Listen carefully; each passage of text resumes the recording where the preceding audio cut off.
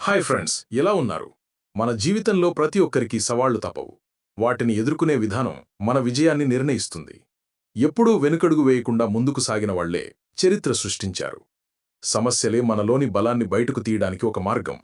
కాబట్టి సమస్యకు భయపడకూడదు, దాన్ని ఒక పాఠంగా తీసుకోవాలి.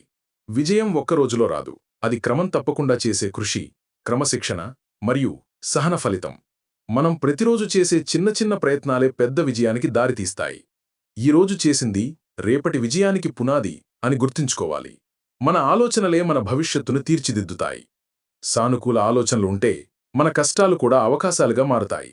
నమ్మకం మనలో ఉంటే ఏదైనా సాధించగలము. నేను చేయగలను అనే నమ్మకం ప్రతి మనిషిలో ఉండాలి. అసలు విజేత అనేవాడు ఎన్నిసార్లు విఫలమైనా మళ్లీ లేచి ముందుకు సాగినవాడే. అపజయం అనేది అంతిమం కాదు, అది ఒక కొత్త ప్రారంభానికి సంకేతం. ప్రతి విఫలం ఒక పాఠమిస్తుంది. ప్రతి పాఠం విజయానికి ఒక అడుగు దగ్గర చేస్తుంది.